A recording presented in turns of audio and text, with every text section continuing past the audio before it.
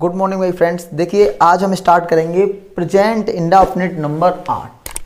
Sir इसको blind indefinite आपने क्यों लिख रखा है? तो देखो इसको ब्लाइंड इंडेफिनिट लिखने के पीछे एक रीजन है। अंधा इंडेफिनिट, जब आप किसी काम को करते हो और जा रहे हो, जाते जाते कुछ आपके रास्ते में आ गया, टकरा गया और आप गिर गए या वो वस्तु गिर गई, तो मम्मी क्या बोलती हैं? अंधा हो रहा है। तो इंडेफिनिट का काम क्या होता है? इंडेफिनिट का रूल क्या होता है कि सब्जेक्ट वर्ब की first form S E S आएगा, लेकिन इस इंडेफिनिट में वर्ब में आईएनजी आएगी। सर क्या बातें कर रहे हो आप? बिल्कुल हाँ, आपसे मैं सही बातें कर रहा हूँ। इस इंडेफिनिट में आईएनजी आएगी वर्ब में। देखिए जरा इसकी पहचान जानते हैं पहले।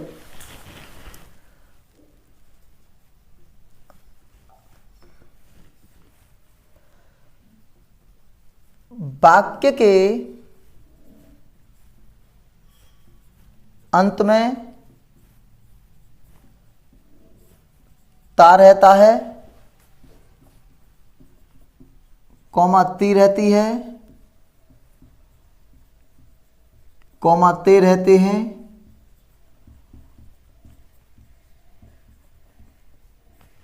आदि शब्द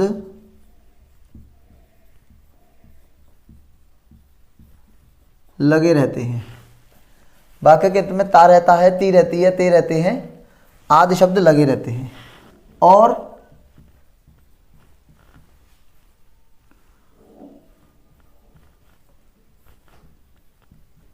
किसी कार्य का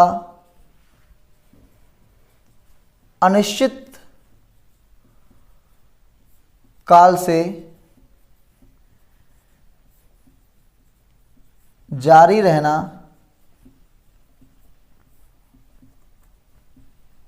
प्रकट किया जाता है। और किसी कार्य का अनिश्चित काल से जारी रहना प्रकट किया जाता है। मतलब कोई कार्य जारी भी रहेगा, और सर जारी रहेगा तो आपको पता है उसमें तो आईएनजी आएगी। देखिए सबसे पहले इसका हम रूल समझते हैं। चलिए रूल के लिए मैं दूसरे कलर का मार्कर यूज कर लेता हूं।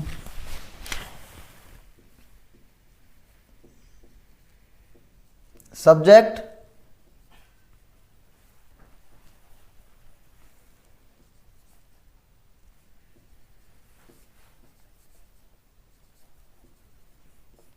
गो ऑन या goes on, verb plus ING plus object. Negative do not या does not,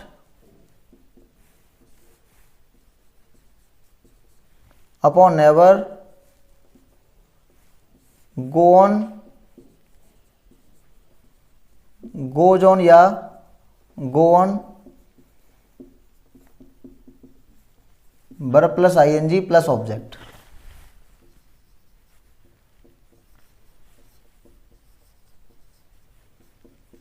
do upon does, not upon never, go on, verb plus ING plus object और इंट्रोगेटिव मार्क। अगर interrogative word होगा तो वो हेल्पिंग वर्ब से भी बच्चे लोग पहले आ जाता है। ये तो आप लोगों को पता ही होगा। देखिए यहां पर भी आपको एक रूल समझना है कि जो यहां पे भी जो मेन वर्ब है ना, ये क्या है? Go on. Sir go on मतलब देखिए एक होती है phrasal verb. Sir phrasal verb क्या होती हैं? देखिए अगर किसी मेन वर्ब यानी कि किसी वर्ब के रूट में आप अगर कोई प्रीपोजिशन लगा देते हो तो उसका अर्थ बदल जाता है। उसका क्या बदल जाता है? अर्थ। गो का मतलब होता है जाना, लेकिन यहां हमने गो ऑन लगा रखा है तो इसका मतलब होगा जारी रहना। टेक माने होता है लेना, टेक माने लेना, लेकिन टेक के साथ आफ्टर लगा देंगे अब तो इसका मतलब होता है समान होना। जैसे कहते नहीं है कि ये छोरा तो अपनी बुआ पे गया है, ये छोरी तो अपनी बुआ पे गई है, ये छोरा तो अपने फूफा पे गया है, ये छोरा तो अपने मामा पे गया है, ये छोरा तो अपने चाचा पे गया है, ये छोरा तो अपने बाप पे गया है। तो वहां गया की मीनिंग वेंट मत लगा देना, वहां गया की मीनिंग वेंट नहीं लगेगी। वहां क्या होगा? ये लड़का उसके समान है, उसकी वंशानुक्रम सिमिलरिटीज। क्लियर हो गया। टेक आफ्टर, गिव माने देना होता है, गिव माने देना, लेकिन आपने गिव में क्या लगा दिया, इन, तो मान जाना या राजी हो जाना, या राजी हो जाना। तो कुछ वर्ब ऐसी होती हैं, सर फ्रेजल वर्ब पढ़ाओगे, बिल्कुल पढ़ाएंगे। कुछ वर्ब ऐसी होती हैं जिनके की वर्ब में हम कुछ प्रीपोजिशन ऐड कर देते हैं तो उनका अर्थ बदल जाता है। तो यहाँ पर काम जारी भी है और सर कंटिन्यूस भी दिखाना है। तो देखिए यहाँ पर गो ऑन और गोज ऑन आया है, सर यहाँ आईएनजी क्यों लगाए हो, कॉन्टिन्यूस की वजह से नहीं, यहाँ पर कॉन्टिन्यूस की वजह से आईएनजी नहीं लगाया कि काम जारी है। यहाँ पर आईएनजी लगने का कारण है कि जब हम किसी मैंने आपको पहले ही वीडियो में बताया था, यदि किसी वर्ब के अंत में ना, कॉमा, नी, कॉमा, ने आदि शब्द लगे रहते हैं तो हम उस वर्ब के अंत में या तो आईएनजी लगा देते हैं या उस वर्ब से पहले टू लगा देते हैं। अब देखिए टू लगाने से, अगर हम वर्ब में टू लगाएंगे तो वो दोस्तों इन्फिनिटिव बनेगा। क्या बनेगा, इन्फिनिटिव बनेगा। लेकिन हम वर्ब में आईएनजी लगाएंगे तो वो क्या बनेगा, जीरंड बनेगा। ठीक है, इसको जेरंड भी बोलते हैं, प्रोनाउंस करते हैं कुछ लोग। ठीक है, वर्ब प्लस आईएनजी। लेकिन सर यहाँ पर आईएनजी क्यों लगाई जा रही है, क्योंकि जब हम सेंटेंस सीखेंगे ना तब मैं आपको बताता हूँ। चलो हम इसमें एक एग्जांपल लेते हैं, पहले थोड़ा सा इसको मिटा देते हैं। चलिए,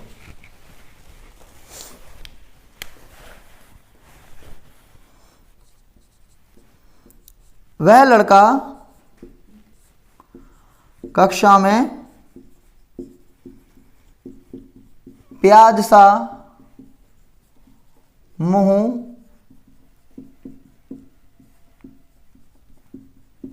बनाता रहता है। तो देखिए प्याज सा मुंह बनाता रहता है, तो दैट बॉय।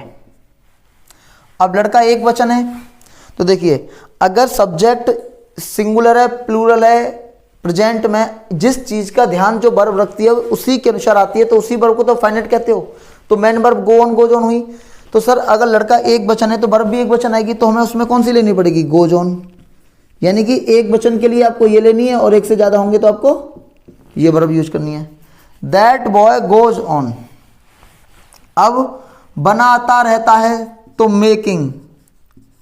सर अगर यहां पर टू लगा देते, हम टू लगा देते तो देखो double double part of speech, एक जैसे पार्ट ऑफ स्पीच एक साथ नहीं आ सकते हैं। यानी कि यहाँ ऑलरेडी प्रीपोजिशन है, टू लग जाता तो एक और प्रीपोजिशन आ जाता।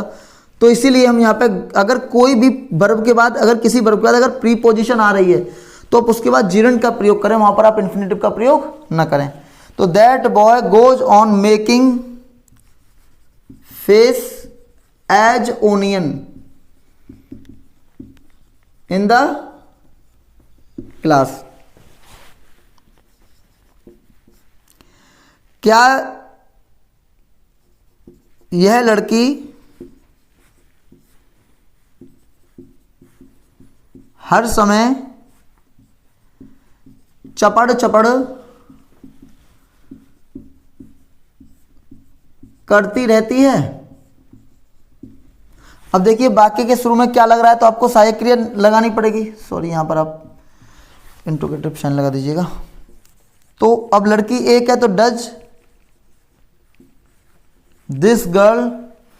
अब जब डू डज वाक्य में आ जाएगा, पहले डू डज अगर बच्चे लोग पहले आएगा तो हमें क्या लगाना पड़ेगा, हमको लगाना पड़ेगा वर्ब की फर्स्ट फॉर्म। हमने रूल में लिखा है और यही चीज हमें प्रेजेंट इंडेफिनिट नंबर 1 वाले टॉपिक में पढ़ाएंगे। जो प्रेजेंट इंडेफिनिट नंबर 1 है उसी का तो ये बेस रूल है, हमने आपको पहले भी कहा था।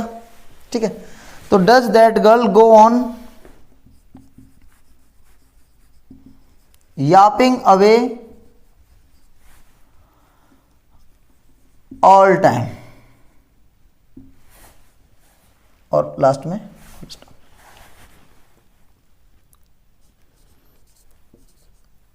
तुम हर समय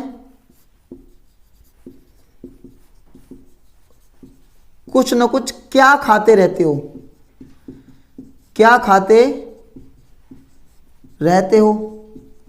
देखिए यहां पे क्या शुरू में आ रहा था, तो हमने आपको बताया जस्ट अपने हेल्पिंग वर्ब को बाहर निकाल देंगे।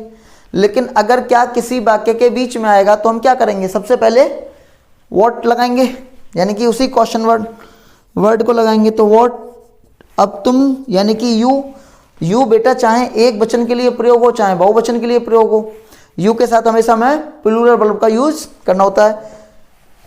तो what do you go on, अब यहां पर डू डज का प्रयोग हो गया तो क्या आएगा, गो ऑन ईटिंग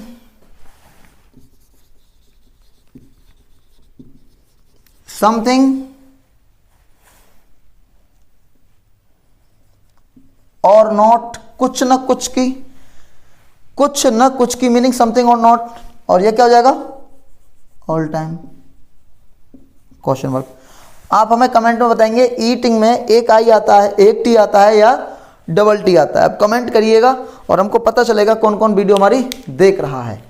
ठीक है, तो थैंक यू क्लास, आपको ये टॉपिक आई होप समझ में आया होगा। तो नेक्स्ट वीडियो में इसका सॉल्यूशन लेकर मैं मिलता हूँ आप लोगों से। तब तक के लिए बाय, टेक केयर, हंसते रहिए, मुस्कुराते रहिए।